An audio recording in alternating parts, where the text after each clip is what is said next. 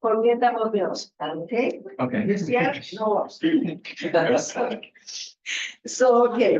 The lecturer of this moment is Fernando Peruani, and he just arrived yesterday, I'm very late, from Cergy Paris University.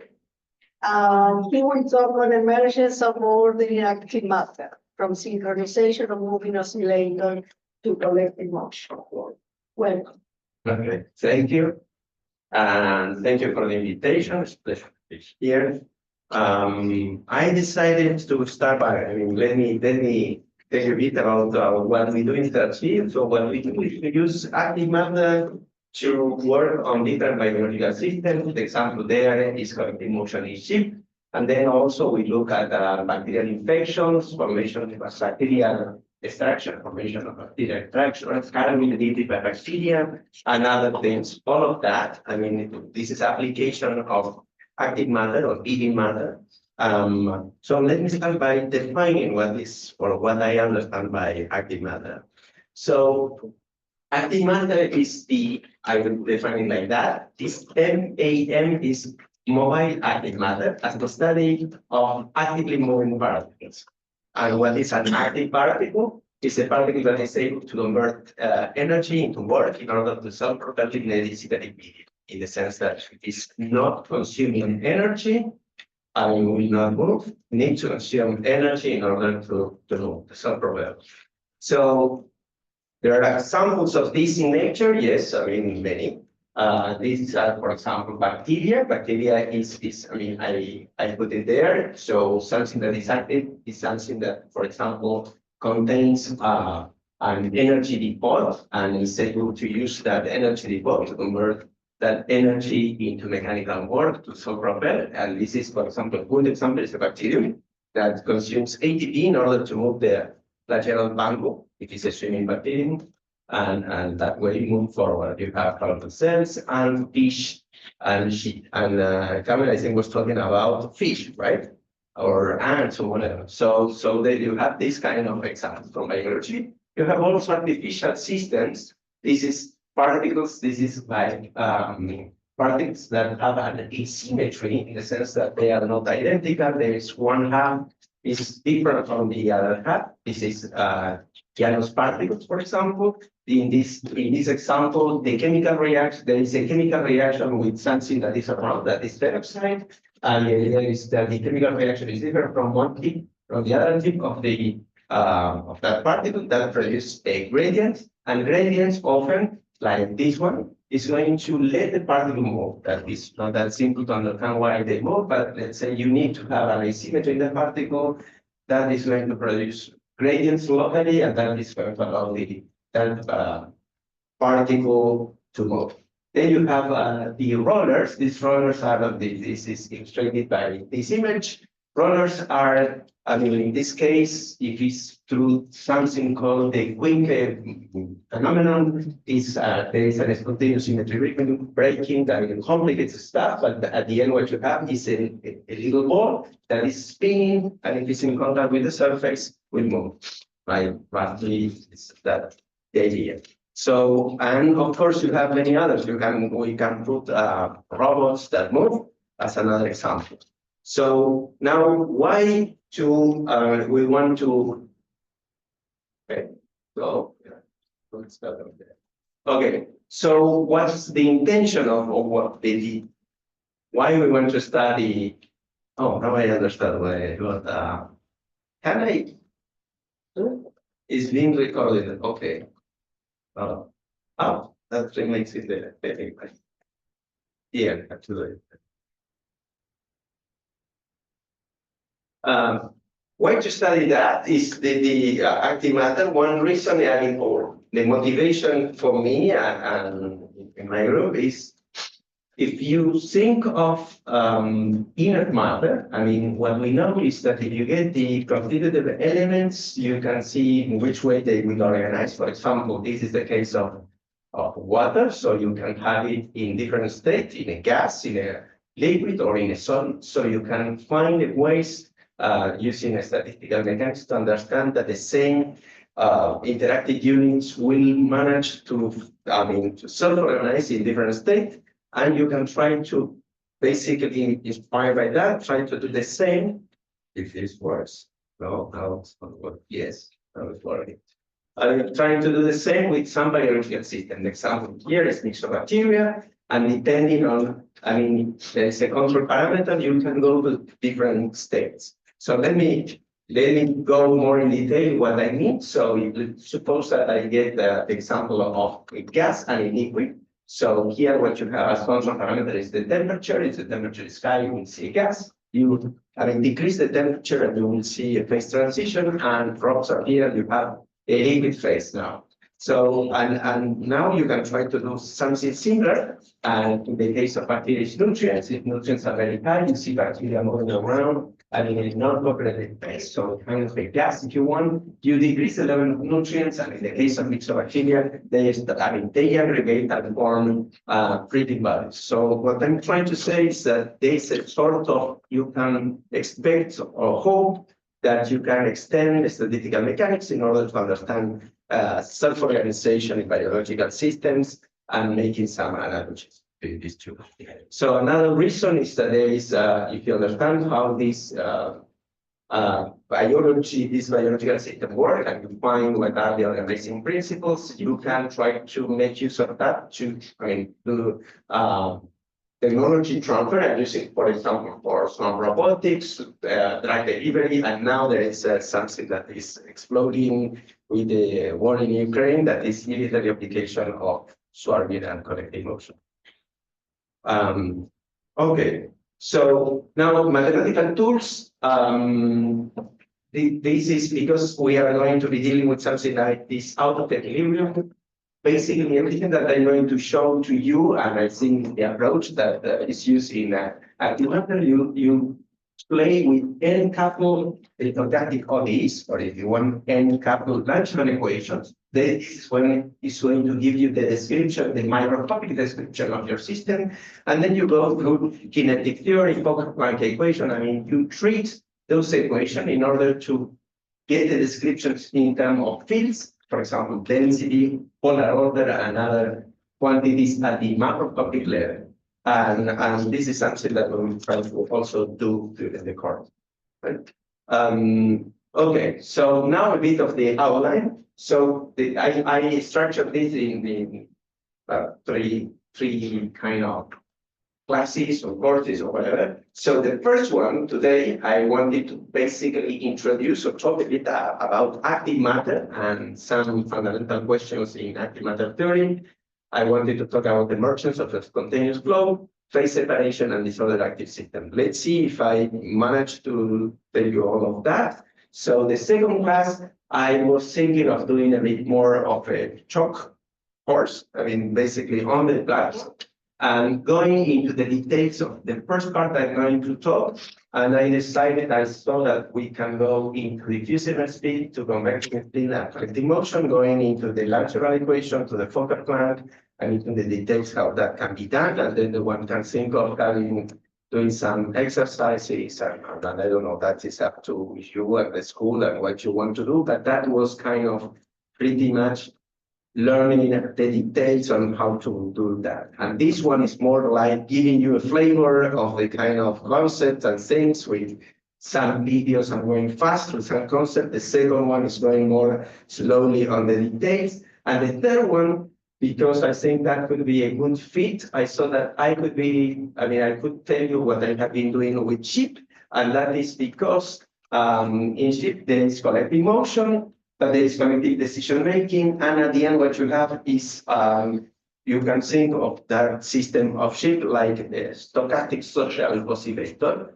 and that I like it personally. I think that fits for the kind of things that you have been seeing here, at least with what Kalmer spoke, but synchronization and so on. So it's a different perspective from the rest, that third class. Okay, so now I start with the first part of today, that is the emergence of order and flow. And then the example, I often show this as first slide. So let's suppose, I mean, I will try to emphasize the difference between an passive material or system and an active one. So let's imagine that you have a glass on a table, you wait a bit, and you look at the glass. So the glass will not have any macroscopic flows in it. For example, you will not see that inside the glass, the water, or if you want water, coffee, or whatever you have put inside, is rotating spontaneously. If you wait for a long time, that thing will be still. And what you will see at most is, I mean, if you go in detail, you will see the particles are uncorrelated doing Brownian motion inside. So no macroscopic flows. I mean, now if you have a pipe, or if you think of a river, if you have water, I mean, flowing there, is because you have applied different of pressure, or because there is, I mean, a different of potential. That would be the example of a river or a waterfall.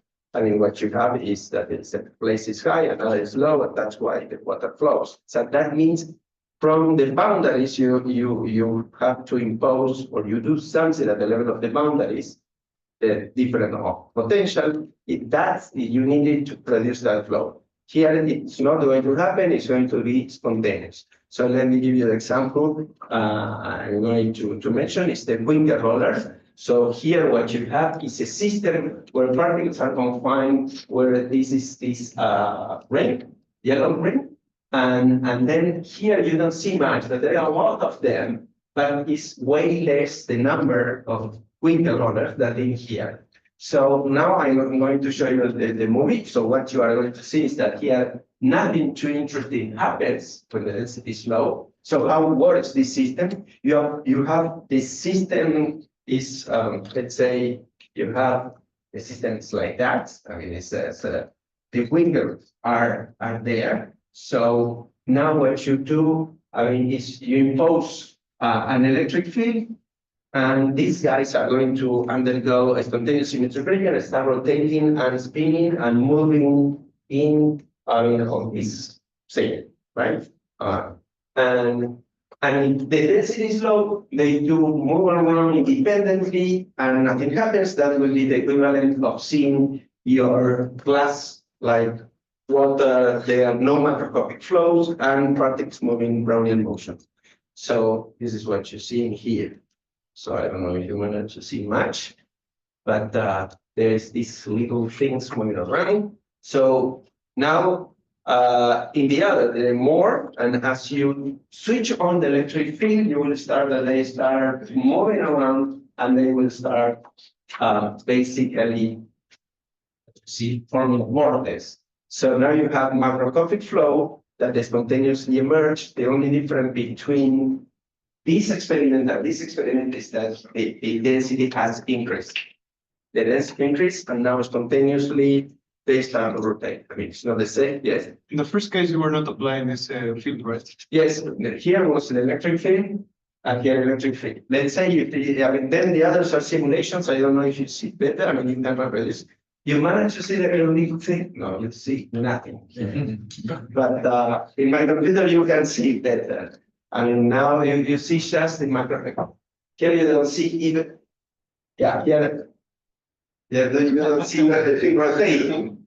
But my computer, you can see it. Sorry for that. So in both cases, you have the electric field. Both cases are moving. Here density low, here density high. That's the only difference. So that would be the equivalent that I get the glass of water, I put a bit, nothing happens. Still, I increase the level of water. And now start to see a vortex. I mean, of course, this is not That's a movie in your computer?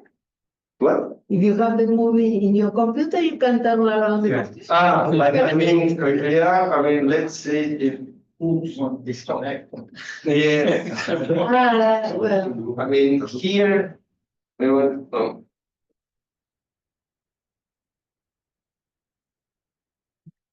Yeah, I mean, you see, if it's also you have to come close. yeah.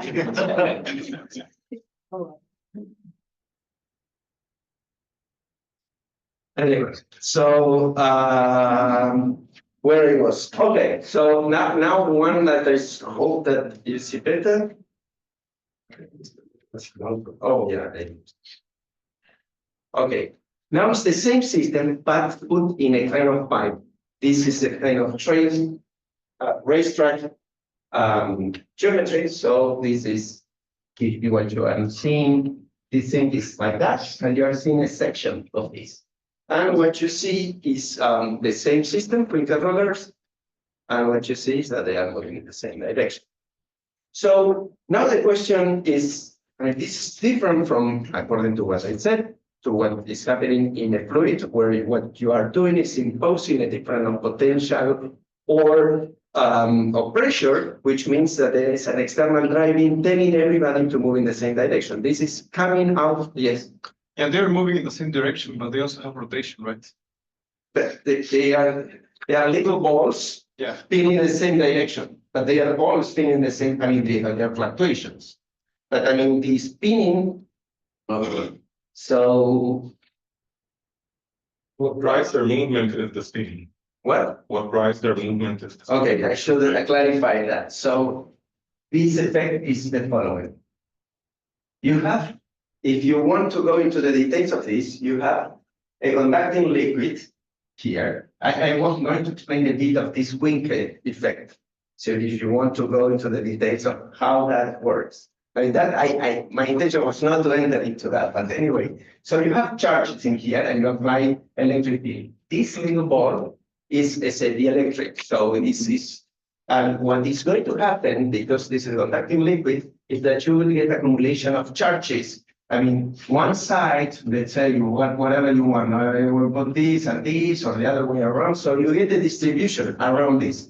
So now you have, because this conducting liquid, now what is going to happen is that these guys want to join the others and vice versa, right? So this is unstable. So, but because this is floating, at the end of the day, this is the effect, the Winkel roller, this thing starts spinning. And starts spinning in, let's say, so this will start spinning in this direction, but what I'm trying to indicate is that the dipole that at the beginning was this one, now is tilted, right? So you have the dipole that is tilted because it's associated with this rotation, and now if you let this guy sedimentate, coming close to the bottom of the chamber, spins in one direction. Now, this is a spontaneous symmetry breaking at the level of this particle. So in this one was in this direction. If there was another one in here, could have been in this other direction or in a direction towards the black hole, right? So this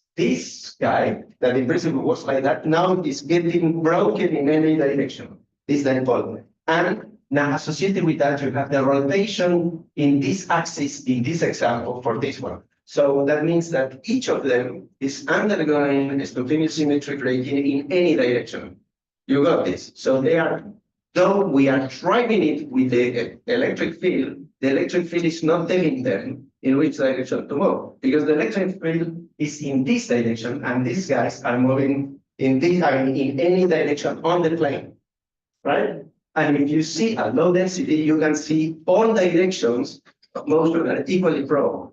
So now you have few, they move around movingly like a persistent random walker, and there's a, let's say, you can make yourself from a persistent random walker, let's say, there is not much interaction among them. Now we start putting more and more of them, and they interact among themselves. They will affect the liquid that is around us. They are spinning, they are charged. I mean, there are interaction among the particles. So those pretty much short-range interaction, local interaction, something is going to happen.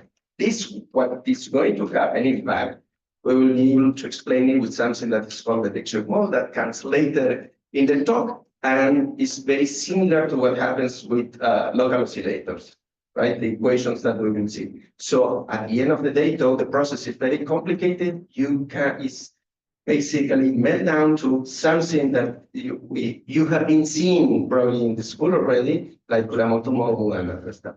So, But this depends on the strength of the electric field or the strength of electric field. the electric field. Yes. Yes. If you are below, this is stable, and if you are above the threshold, start to rotate. I mean, you have these ones start to get tilted. So you get the Winkel effect. Yes. Yes, yes, I mean, and this you can see there is the theory behind the quick that you can show that this kind of hope and vibration and so on. And the interaction between the particles there are mostly through the fluid or? I mean, it's fluids and electrostatic or interaction, both of them. But now, if when you put all of them together, they end up being pretty much, or at least is what is supposed to be the closest analog to the Fichte model. Anyway, so now what you see is these guys going in a direction, and this direction was not set by the electric field, right? The electric field, for the electric field, these guys, I mean, we cannot choose in which direction they are going to move. So, and now we see them moving in the same direction. So now what we want to get is to understand how order emerges. And so how, if I have, let's say that everybody moves at constant speed, which seems to be pretty much a good approximation for this kind of experiment, and you have the velocity of one of them pointing roughly in the same direction, parallel to each other. So how can we make this happen? And this is, I mean, I'm going to go to the idea of this active matter or collective motion, that is what Fichte and others, I mean, in a single paper in 1995 did, that is to say, okay, let's consider that this thing, the velocity of the particles, we are saying that molar constant, let's treat it as spin, the velocity as a spin. So now we know how to make these things interact and get in parallel to each other. This is in the, if we get inspiration in the XY model. And this is, now you can, if you put an interaction between the particles of this sort, basically this is the inner product, so this is going to be cost. I mean, we are in 2 dimensions, so this will be the cost of the angle I and angle J. I will go a bit more in detail. So this angle is given by this, using the equation above. So this is theta, cos theta is sin theta. So this is telling you which direction they are moving. And what you have here is the interaction comes from the derivative taken from this potential. So here what you will have is this. So if I say, probably I should have written this we can write this as J cos theta J minus theta I. And then as we go in here, I mean, a minus is missing there, but then you will get a term inside the sum that will be sine theta J minus right, as you put it in here. So, and okay, so if you do that, there is one trick. You are getting this spin getting parallel to each other using this equation, and this is what corresponds to the XY model. And that will be the way that you can represent it. If you think of a canonical representation, I mean, the canonical ensemble of, I mean, that you have exchange of energy with the medium around you. And then you have this term in there. This term in there will have consequences for the system that we are looking at, and this is what we are going to discuss in a minute. But let me go into basically the relation between this and these and the oscillators. So the equations I showed you before, this is I copy paste the same equation that you were seeing before. Now I wrote down this, you get it in there. So as you put it in the equation of theta, it will look this way, right? Where ij is nothing else. I'm saying if they are a distance 1 from me, this ij is going to be 1, otherwise it's going to be 0, right? So this is what define my neighbors. So let's suppose what you do is I mean, I'm forgetting about the first equation. Okay, I should press here. So now what I do is I write this, this is what I wrote. I wrote now an equation for phase oscillators. I will write this this way, with this term, right? This is the classical Kuramoto model with a dynamic noise added in there. So, and here I'm assuming that all oscillators are identical. That will be key. All right, so if you are doing that, now what you can do is you can redefine a phase or an angle this way, that is theta minus this.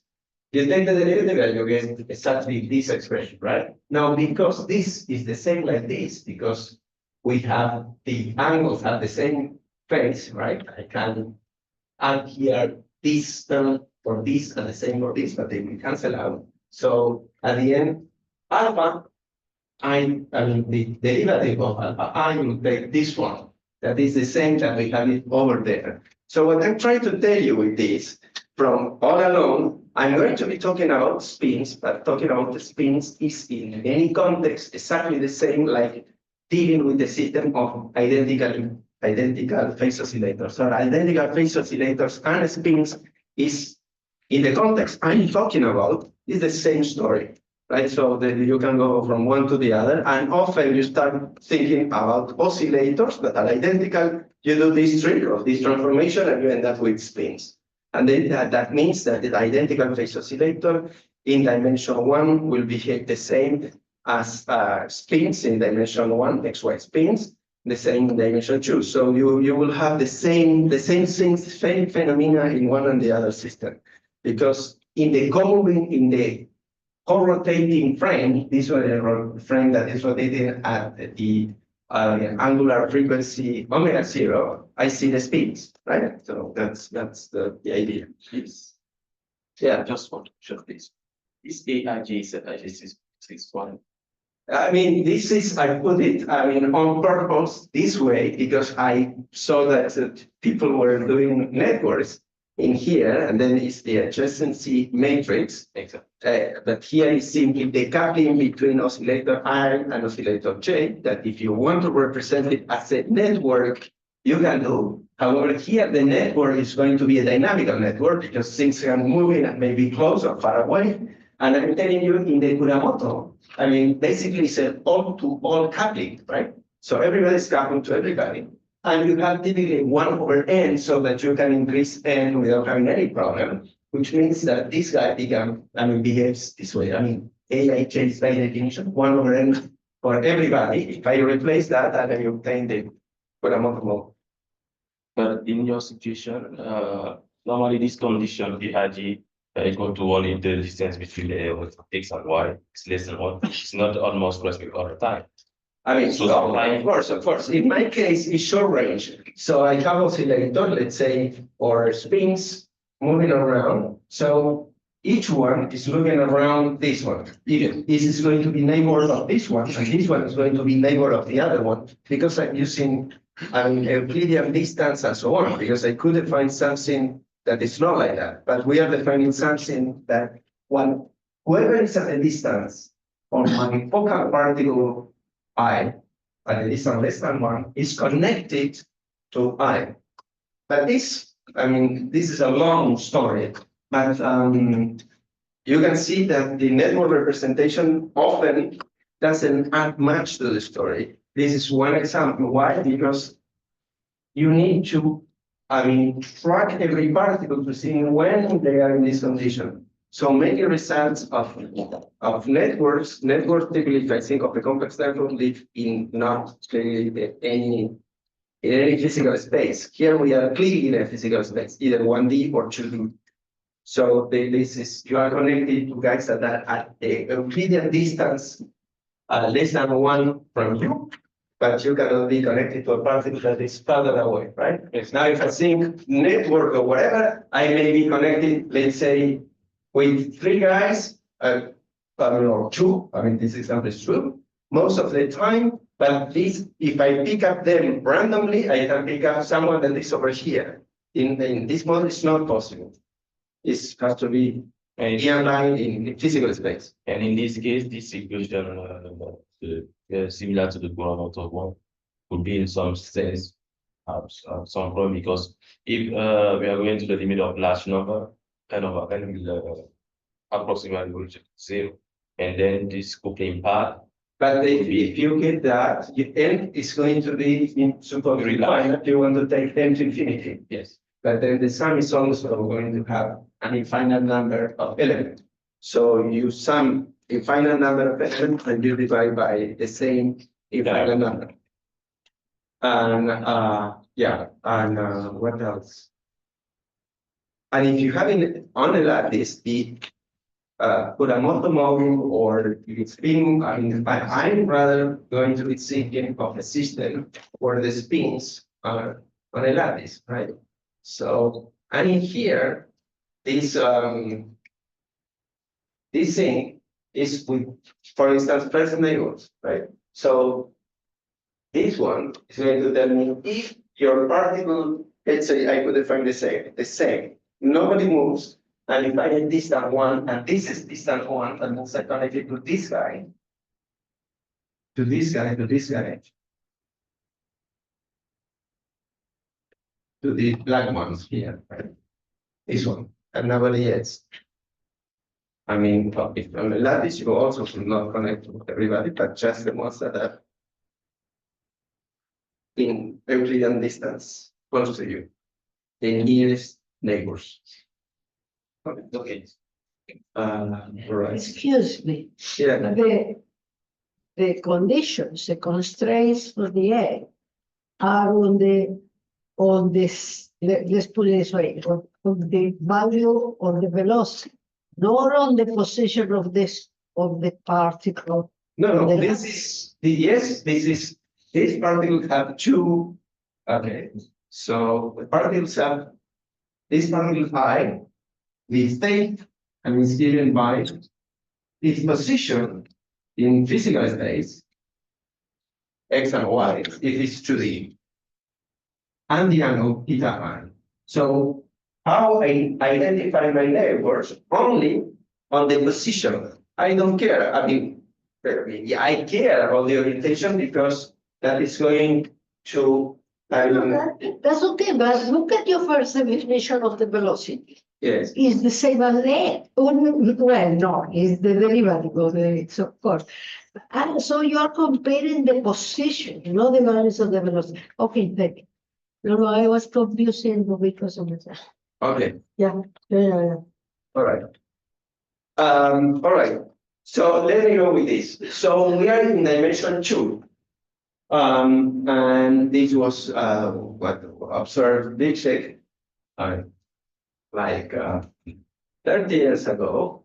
That is, you in that system, in 2 dimensions, you can go from a disordered system to an ordered system. And this order is long range, meaning everybody starts pointing in the same direction. And we are in dimension 2. That if you are, I mean, if you remember what you learned in statistical physics, that should be something to, I mean, makes noise in your brain. But let's go slowly. So here is the equation that we were discussing. This is the equation of that we are convecting the particle in the same direction that the spin is pointing. And the comment by Lichek was that there is this long range ordering to be. So what I'm trying to say is that in statistical mechanics, there is something called the Melvin-Wagner theorem that tells us that for XY spins, you cannot have, I mean, basically long range order in 1D and 2D. So that cannot happen. But here, long range order is observed. That was like surprising. But of course, one main reason for that, and this is what we are going to discuss next, is that here that the spins move, and the fact that the spin moves have and makes this system an out of equilibrium system. And this is what I'm trying to explain in the next slide. So let me think of, I mean, I don't know if you're familiar with Glauber and Kawasaki dynamic with Monte Carlo with spins, but let's suppose that, I mean, let's try to think that you are, or at least I will try to tell you, imagine that you have spins that are sitting on a lattice. So now I can do the following. So the standard thing in equilibrium is I can apply Monte Carlo to see to which direction the system is going to evolve. Meaning, I take, for example, this spin here, and I tilt it. If the new direction, I mean, that I'm choosing for this one has decreased the energy of the system, I accept that. Let's put it in this direction. If not, with the probability given by the exponential of minus beta, the difference of energy, I decide, I throw a random number, I say, yes, I take it or not. This is, if you don't do that, you will get in a local minimum. So you need to do this kind of dynamics for anyway. So this is the metropolis stuff. So this is for something that doesn't move. Now suppose I do something different. I'm not allowed to change the direction of the spins. So another one, if I'm changing the direction of the spins, now I'm choosing another one, that means that if I started with the given magnetization, I can be modifying the global magnetization of the system, defining it as the sum of all spins divided by the number of spins, right? The average magnetization. Here, the average magnetization is not conserved. Here, I'm applying different dynamics. I'm not allowed to change the direction of the spins. They are sitting on a lattice, but I'm allowed to do something. I take two spins and I can exchange the position.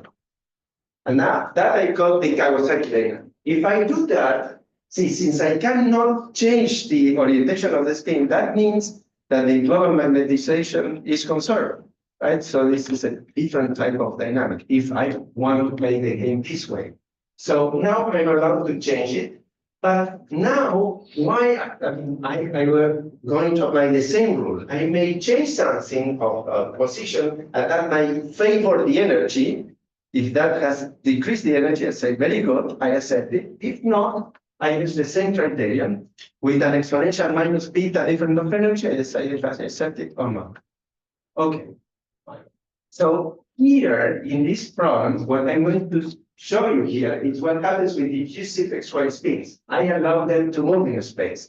And I will move it, doesn't matter what. I mean, I take them and move them with some probability or with a rule, and I don't care whether that has increased or decreased the local energy. That means that I will be executing this type of dynamics called Kawasaki dynamics with infinite, temperature, in the sense that if has decreased the energy, I will accept it. If has not decreased the energy, I will accept it anyway. So I will accept it always. So I do this all the time. So I exchange this, but I will also play the Glauber dynamics. In the Glauber, however, I will take into account this. So I'm mixing up these two dynamics by doing this and these two things. I mean, this one is pretty much related with the Glauber. And this one is a kind of Kawasaki but with infinite speed. So at the end, what I'm trying to tell you, give some intuition, is that the system is out of equilibrium. So a fair question is to ask, if the spins are able to move around, and knowing that now the system is out of equilibrium, is the fact that they move around what leads to long-range order, is that is going to allow now, the system to get a long-range order, or is something else? And in fact, what you can see is that if the oscillators move, you will have spin waves. And spin waves were the same one that were preventing long-range order in an equilibrium system. And in 2 dimensions, if you play this game, but not in 1D, but in 2D, you will get topological defects. +1, -1 defects, and that is what you can see here on the plot. The color indicates the orientation of the space. So basically, you can show that you cannot have long-range order in 1D or 2D in an out of equilibrium system. This is what we will go into detail next class. Right? To do the calculations and see it in detail. In 2 dimensions, and to prove it is a bit more involved, because the way we did it is using something like called the DINS approach, which is you need to write down an equation. Anyway, so you need the macroscopic noise time in what would be the Fokker plan, that is this, and here we did a bit more because we tried to figure out what happens if the spins are allowed to make Levy flights and so on. So this is just a movie that shows you that the domains that of orientation of the spins. There are a pair of defects, and these defects here will annihilate each other, allowing the system to go in order. I mean, but okay. So the take-home message of this part is that we can generalize the Merlin-Wagner observations or results to a non-equilibrium system of diffusive spins. This is a bit what we are going to see next time. I mean, and the reason is that even if this diffusion, I mean, these diffusive spins will have the spin waves in 1D and topological defect in 2D, preventing the long-range order. And however, what we'll also learn is that the fact that they diffuse around will promote local order, and if your system is finite, you will get the impression that the system is going to, getting globally ordered. But this is going to be a finite size effect. I mean, in fact, if you play the thermodynamic game, you can see that even if they diffuse, they will, this system will get long-range order. Long-range order will be, and you will get spin waves in 1D, topological defects as in equilibrium eventually.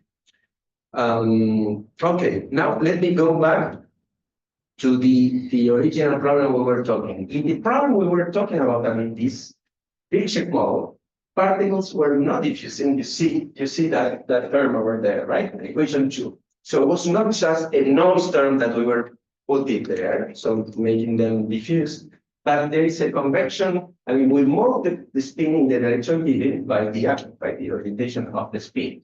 So now if you go to this kind of system in 2D, this is something that was shown by Tolerant 2, they showed that this system got an argument to say that the system should genuinely get, the big shape was based on simulations, and Tolerant 2 tried to develop a theory to justify analytically why big shape and coworker were observing this long-range order. These two words, big shape and Tolerant 2, became like fundamental and for active matter, and basically is what the pioneer works that I think trigger all these things that they call active matter.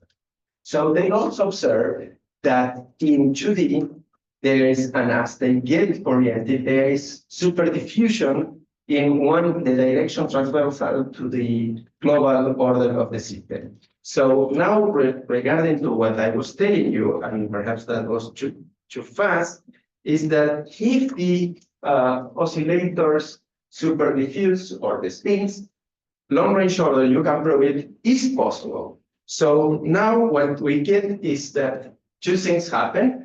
Things will get oriented if we believe this argument will be super diffusion in the direction transversal to the global order. That, according to what I'm telling you, that should be enough to lead to global order. But there is also the coupling between this space and this angle. And this is what I will show you next time, that in fact is what makes, things very, very different. At least in the example, you are going to see exactly this example. But you will see that the coupling is mainly the one that basically prevents spin waves, at least in 1D. And though it is true that you can invoke super diffusion as responsible for long-range order. So all this, I would say, nowadays everybody's like rethinking all this result, because it's not that clear whether they are correct, or at least you should say the order phase in big shape hole and so on apparently is not stable.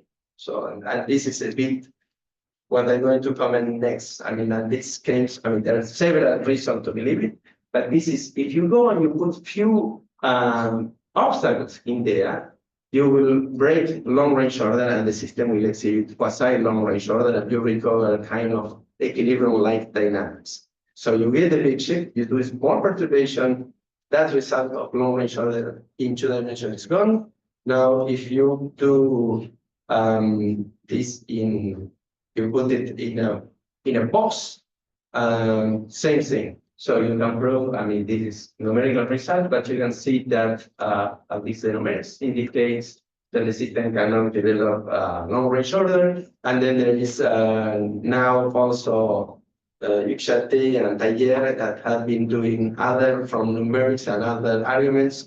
And they also got the impression that this long-range order in the big shape is unstable. I mean, metastable, I would say. So now we are kind of revising some of these results. And now I will tell a kind of a criticism for an observation for this mode that is in this kind of modes in active matter. I mean, the message is what is it here.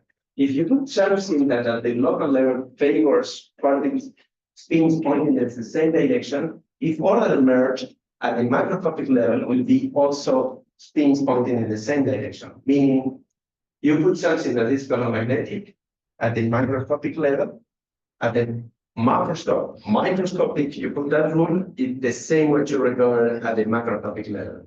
So you cannot put this rule in principle and obtain nematic order at the macroscopic level. So this is a different type of symmetry of the order. So what I'm trying to tell you with this is that what you put in is what you get out. I mean, it's of course with the intention of provoking a bit, but I mean, you will see that there are active systems where this is not true, which should, I mean, make you think whether the entire thing that we are doing is the way we are analyzing active system is the proper way of going.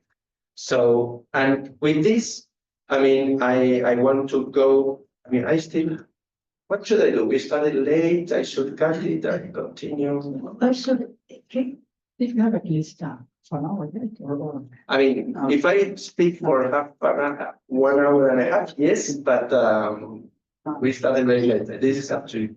You tell me when should I stop. okay, Maybe slow down yeah, picture and then we can keep. and then we have the break. Yeah, Okay, Do an hour. yeah, we have 40 minutes. okay, good.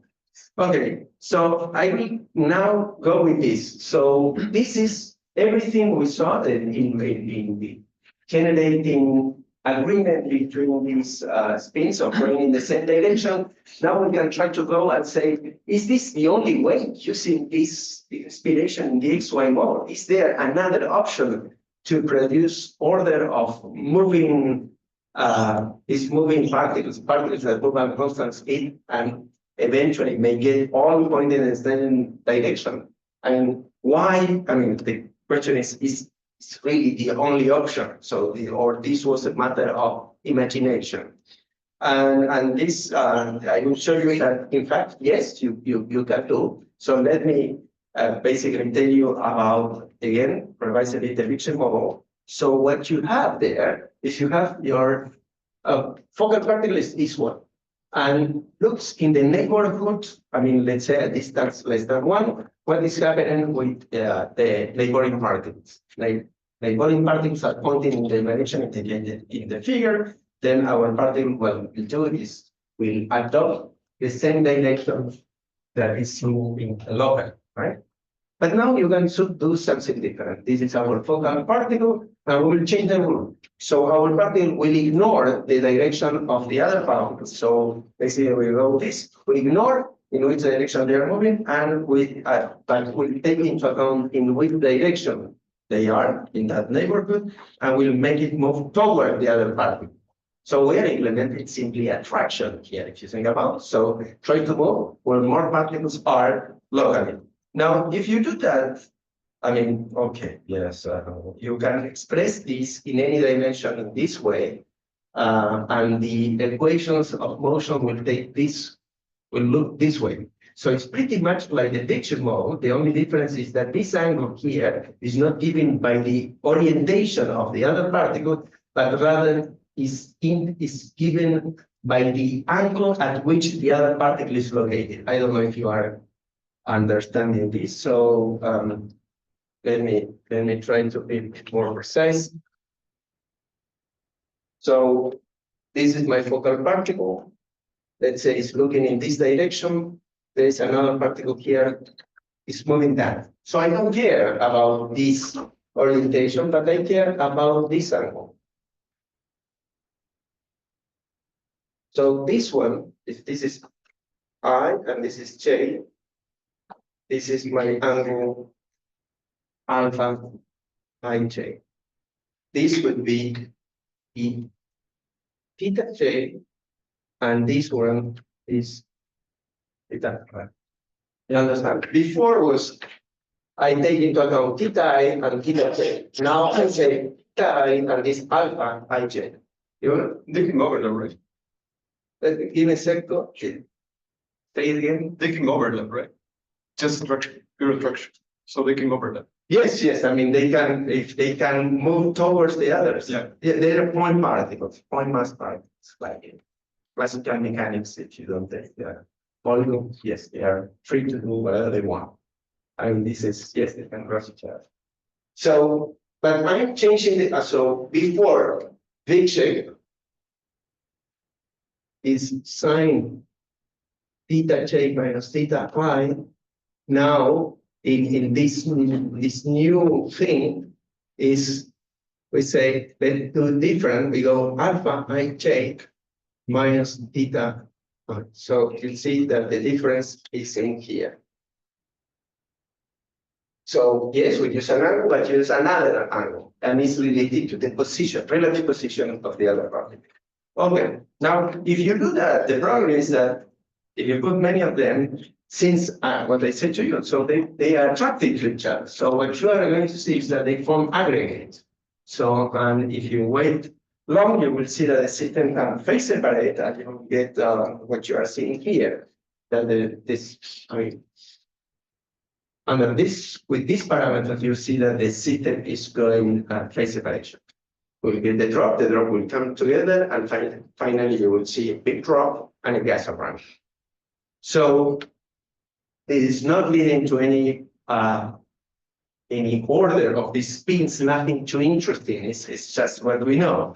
But there is something that you can do, which is you can break Newton's third law. I mean, basically breaking action and reaction, and that you can do by putting a plane angle. And if you want and think that this is going to be applied to describe fish or birds or whatever, I mean, this is quite common. I mean, typically you don't see much what is behind you, right? You see what is in front of you. So the blind angle in system of organisms moving around is almost always there. So if you have the blind angle, the thing is that Newton's third law will not apply. So if Newton's third law doesn't apply, that means the interactions are no longer reciprocal. And if interactions are no longer reciprocal, you can see here, I'm showing you this is spontaneously happen, formation of lemmatic structure, the filament and are lemmatic, or you can see what you can see here, that is polar structures, where you can see here, this is like spaghetti-like structures which are polar. And if you wait for a while, you would see this is the time is accelerated, and you will see a big polar structure that is in here, which is unstable, metastable if you want, but now you see everybody's going in this direction. All right, so can we understand this system theoretically? Yes, you can play the same. The left one is with these large blind angle. This one is with large line angle, this one is narrow. Like, I mean, The view angle is narrow. yeah, the view, yes, the vision angle is narrow here and higher here. So the very big blind angle here, less big in the other one. Yes. So yes, I'm going to go fast with this part, but I mean, basically, this is what we are going to see next time. You can apply the same things that we will see that we were seeing in the to understand the spin systems and so on. So you can write a kind of I don't know how to you see there. So I can define the probability of finding a particle in a given position with a given orientation. For that, I can write an equation of this form, as here. If we want a Fock-Planck equation, or if you like more kinetic theory, some kind of Boltzmann equation. And now what you can do is you can write down what is the interaction with this vision cone and so on, and with this angle alpha. So you can treat that. And you can now, in order to do something with that, you need to do something that is called often moment expansion, which is now you can define new fields like the density, polar order, nematic order, and higher orders, which are what? I mean, you see each of these. So you are interested in this. We will use next time as well. So you want to get this, right? The problem with this, in terms of you, as you've seen here, you have an integral partial differential equation. You have derivative with respect to theta and space and time, the first one, but the interaction, this I here, involves also an integral. So this is it's complicated. So something that you can do is, instead of trying to understand or getting the solution for this one, you can say, okay, I will try to get moments of this P. Moments meaning what? I can define the density at a given position, which is the integral with respect to this one, with respect to this angle. Right? So I can get the first moment and polar order of this. So as you can see, I'm trying to get rid of the dependency with theta.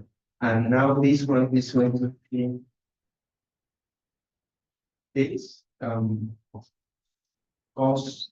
I mean, let me like this.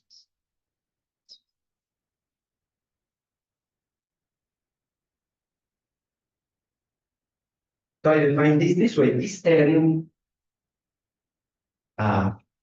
this will be, if I use that definition, that was next one was called M. Okay, this is M N, and M N equal to is what is called there P, right? With N2, sorry, N1.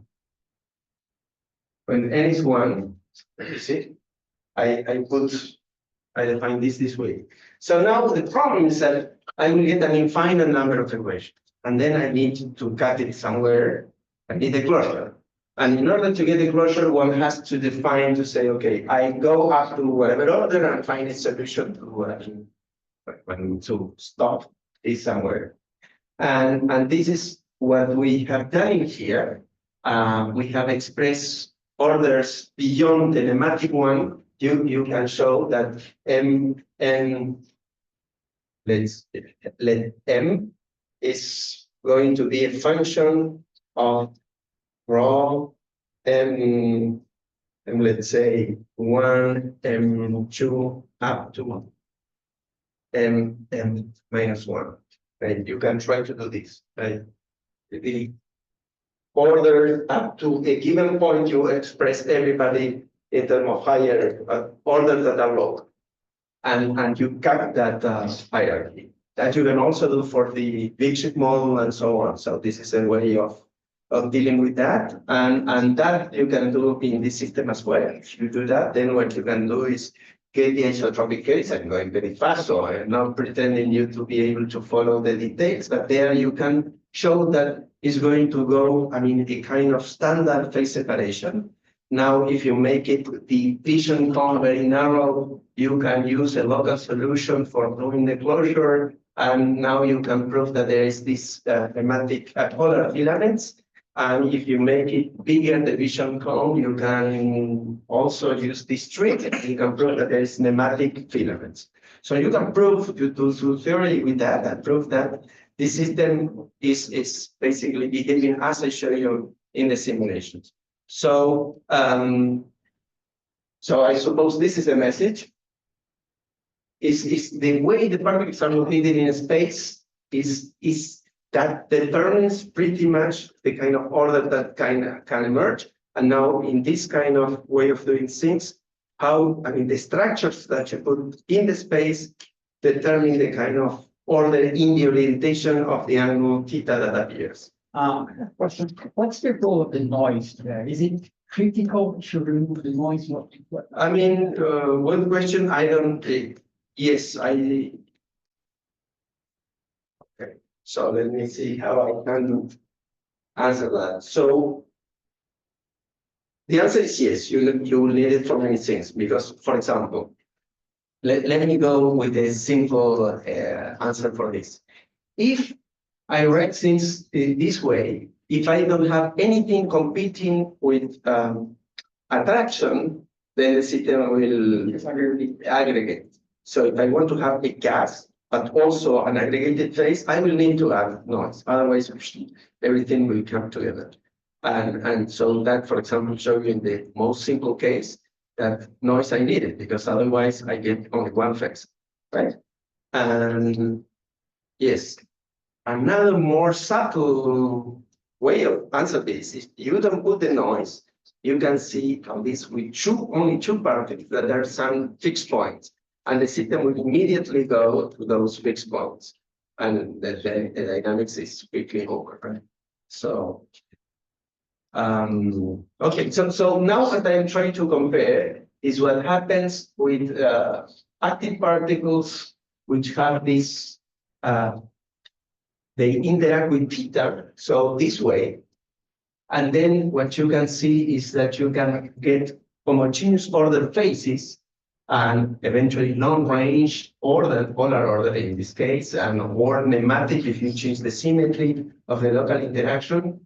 But the fact that you can get homogeneously ordered phases is the big difference, because here you can have ordered phases, so without a specific structure in space. Here, however, the emergence of order is related with density instabilities. So I need to have a difference in the intensity in the system, and that is going to trigger order in the system.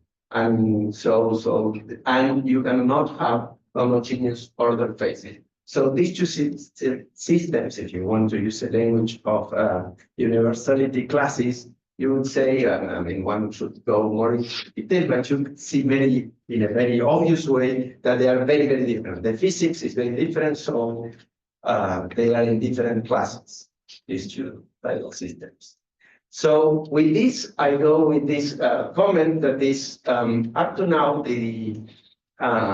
let's say, most people doing active matter are pushing for this idea, coming pretty much in analogy with the equilibrium physics. That is that you can try to understand what happens in there, thinking that you can define equivalent to a free energy, and basically you do a kind of Landau approach where you write density polar order, and you can, by minimizing that, you can go and express Keteran's equation, for example, for polar order, for nematic order, and so on.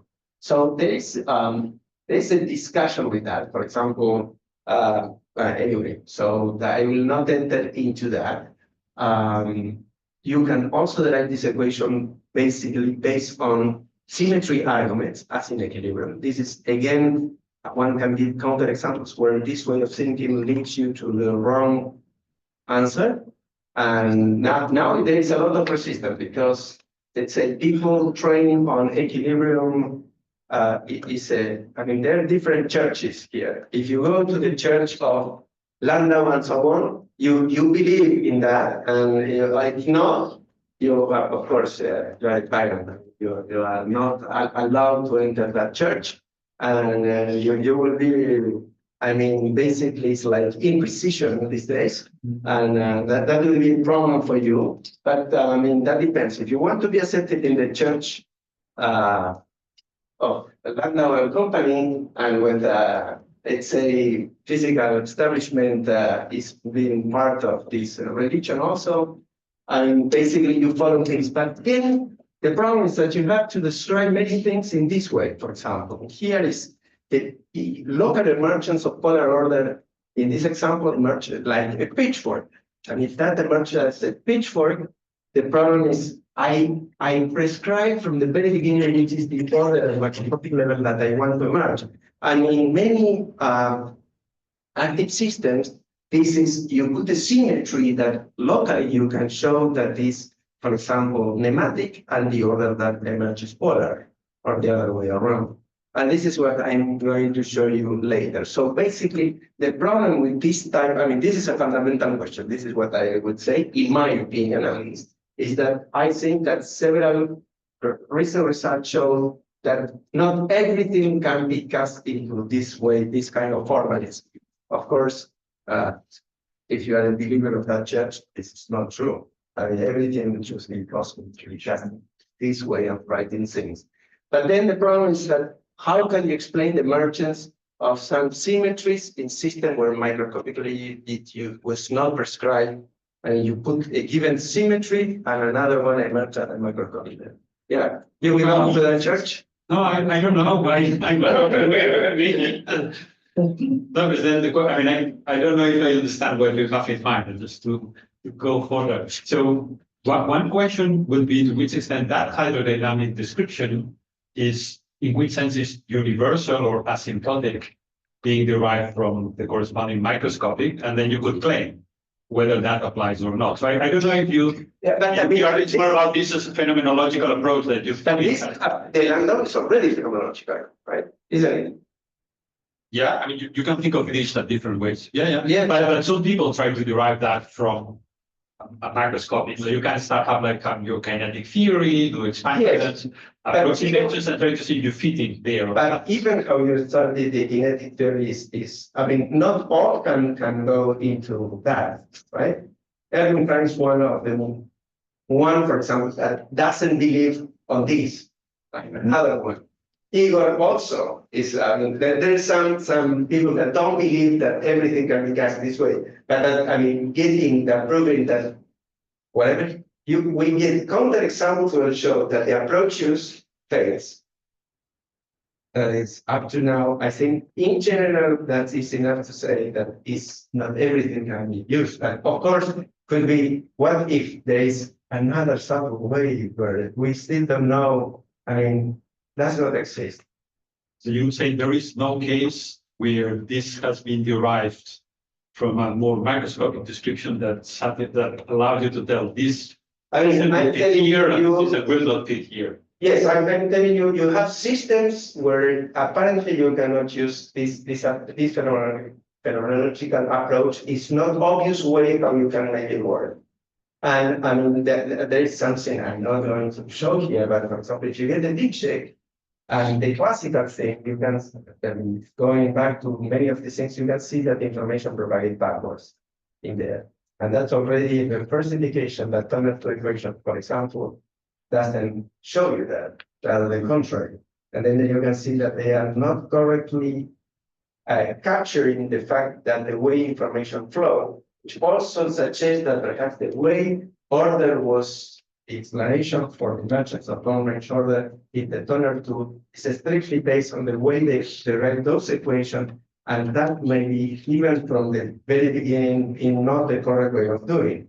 And of course, that was very much a phenomenological approach.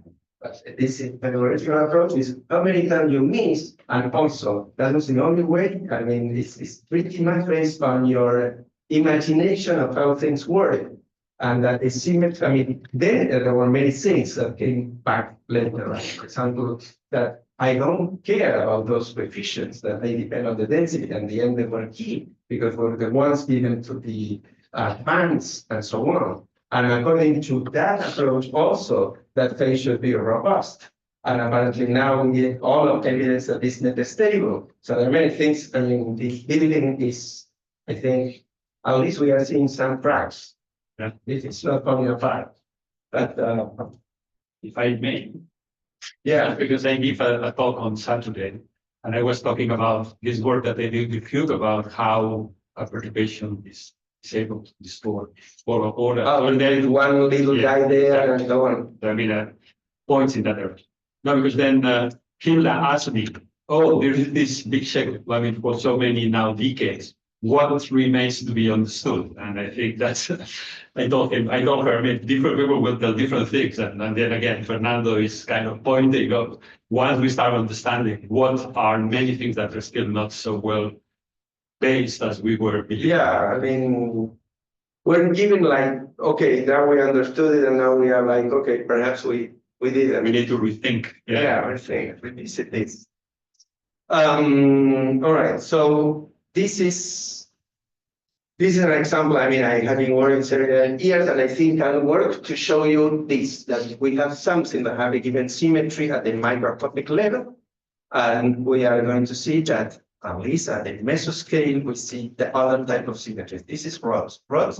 I mean, this is you have an equation for the center of mass, the other for the extension of the rods. Interactions are only due to volume exclusion, and if you put that in the computer, you see these kind of things. They come together, they will align and move in the same direction. If they come in opposite direction, they will move in opposite direction at the end, right? So basically what I'm trying to say is because it's volume exclusion, the type of interaction locally and the interaction themselves, they are nematic. So if I don't subpropel these guys, that you will get nematic interactions.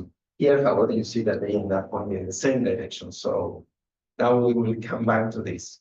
Okay, so if you put several ones, you get that this is a very old simulation cluster of these polar particles. Let me basically go with this. So if you play with aspect ratio and so on, you can get the disks. The disks are a special case, sometimes called APP, active Brownian particles. Active Brownian particles will phase separate for something called motility-induced phase separation. This comes in here. So this can form these aggregates. But if you have rods, I mean, also they will phase separate, but they will separate into this. Okay, this doesn't look very well.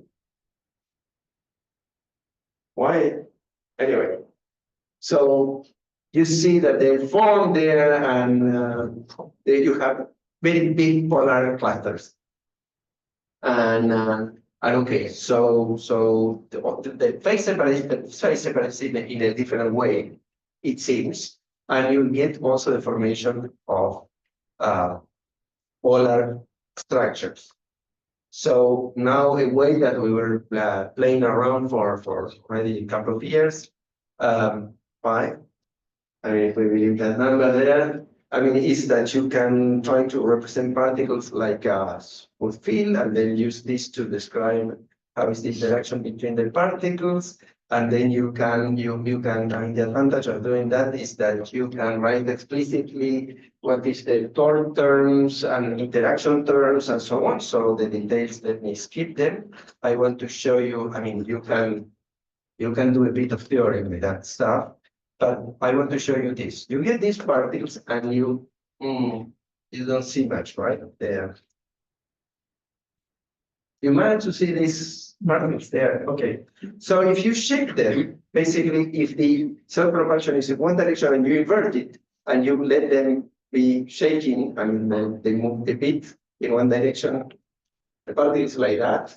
See, this is the tip, or a bit like that, and you go this way, kind of the other way. And or you simply apply noise and make it move it around, then what you see is that you probably don't see much, but you will see, I don't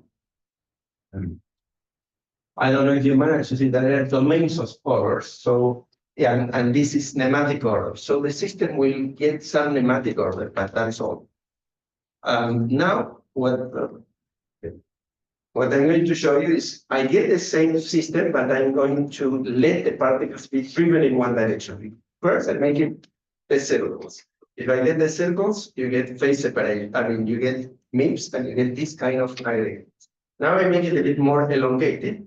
MIPS is very quickly gone, so the aspect ratio now is slightly elongated. They look like a circle, but they are not. And this MIPS is gone.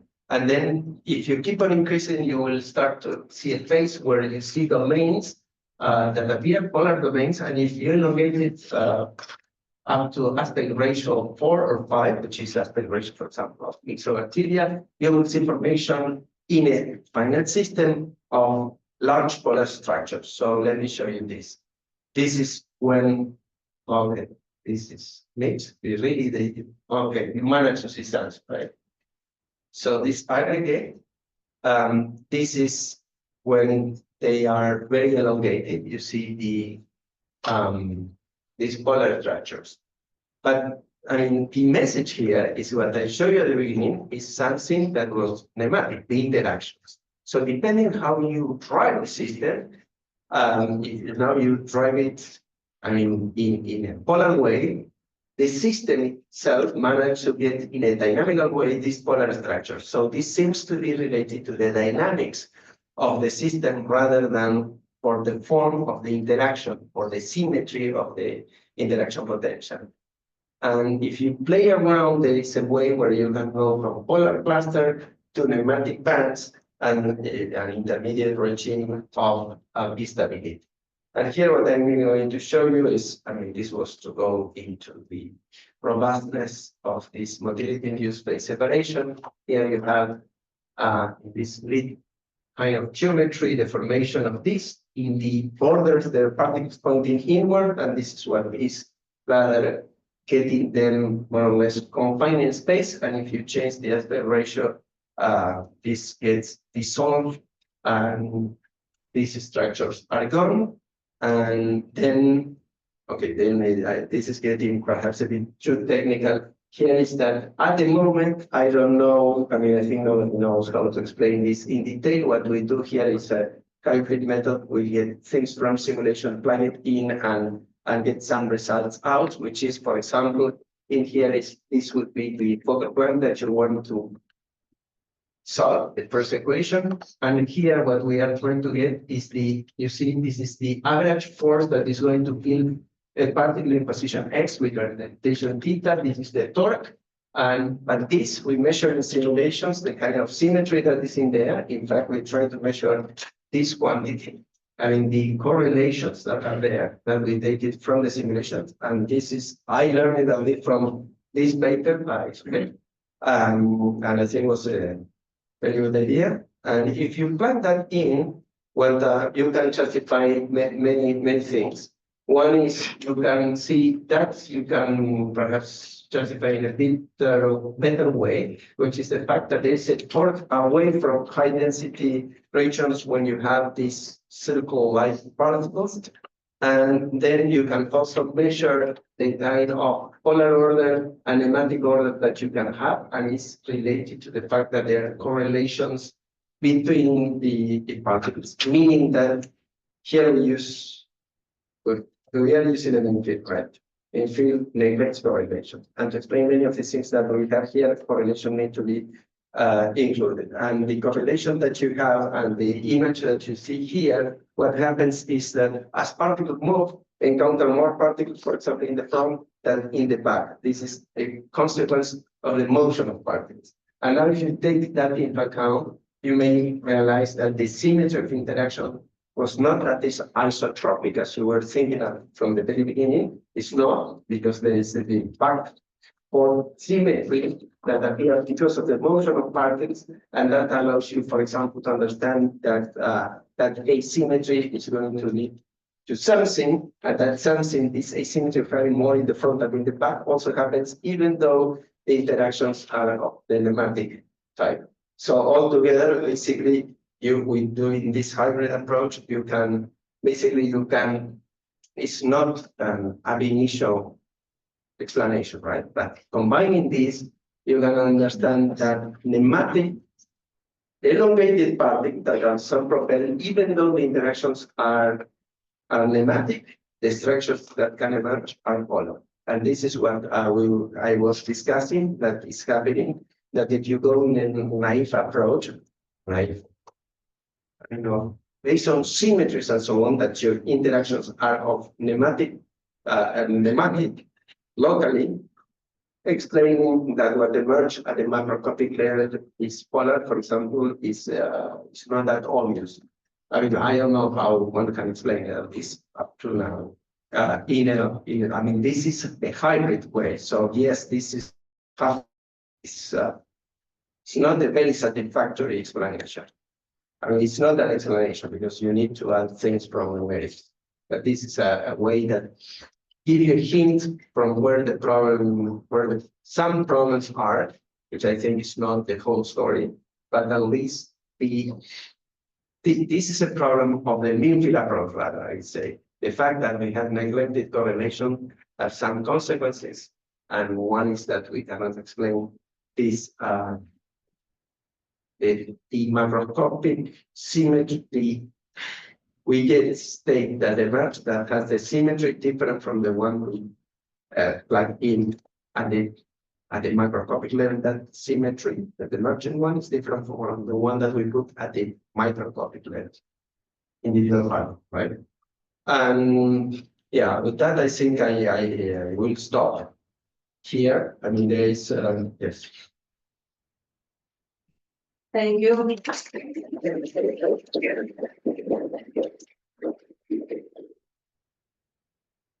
Thank you very much. You show the critical aspect ratio very close to 1 for the description of mix. But I think this value should depend probably on Takeaway and size, right? Yes, it does. So there could be situations where it's not close to 1. So you need really to elongate a lot of the particles to make it straight. No, I mean, what we found in numerically and with the calculations is not true. There is a dependency. I mean, we put, I don't know if I wrote it here, the relation there. I'm not saying that it's singular, that mean, but it's very unstable. I mean, it's so unstable that I think there is no, this is again my claim, experimental system that has, where things has been observed. There is an experiment by Joshua, the experiment by Ivan Clemens, Bessinger, which himself, I mean, yes, was a way of, like, he put the paper and so on, but these clusters are not stable, they move around, they are small. I mean, I think, yes, I think this exists theoretically, it's not singular, but I think it's weak, I mean, very quickly it's lost. In your paper on gliding bacteria, that's not mix, it's more like a line. Yes, and there was also discussion of because everything should be mixed. Well, why is not mixed? Easily you can understand, because now what you get is the aggregation of polar clusters, right? So you have, I mean, if you know a bit about these models of aggregation, you have ballistic aggregation there. So that means that it will be very fast compared to a process where it's mainly given by the main process by which a big cluster, I mean, small cluster get dissolved and then eaten by a big one is a diffuse signal. This is well, in the for products. Another question? May I? I'm sorry. Yeah. You know, we looking essentially, I mean, other people, like, for instance, their human book is now our group. And Marcus and Sean have been working also on the following this model of heat home struggle, which is another way of always looking at the problem. And it's becoming more and more interesting because the system, as the first paper of Fernando, it shows a lot of different states. And when you start looking at that, you find that there are much more states than the one that they found before. And what we have been interested lately is why and what type of, what are these transitions from one state to the other? The first one we worried about one synchronization, but then you start seeing other places, and you see that this internal variable thing, it is also, its dynamic is extremely important in the transition. Okay, so they start, for instance, before some of the transitions, they lower the energy by rotating. Mhm. And they look in some of the, when you look at some of the figures, they look very much like the materials. Mhm. So you see, what is interesting is to see, I mean, that is essentially to look at, the solution will be conversion from looking at different ways. So it's very interesting. Yeah, I agree. So, but in this mode, when they went into doing that, they were using what configuration? No, it's dynamics. No, We should normally don't use it. they don't constrain that thing. Flow X for the value X. That can come in Okay. any dimension. And then so-called internal variable, which like with data, but the internal variable talks in Excel. Okay, they talk with each other. And this is what being shown with the strengths and others from one to another. But no, no right, but others. Okay, I will take. We look at the dynamics of the systems and we just solving the. Okay. Is and that gives you all these different states and different geometries and all this. Overlay, So you're doing the simulations of the equations. but simulations of the agents are essentially, the agents are essentially, when you're looking at the fish, having boots, is on, the crops of starving, so, yeah, but it is, but still this, although the equations look horrible, or it's already doesn't explain. I mean, for instance, I would love to see this approach of studies, but not here. But we have something, I can even show you whenever you have the patient.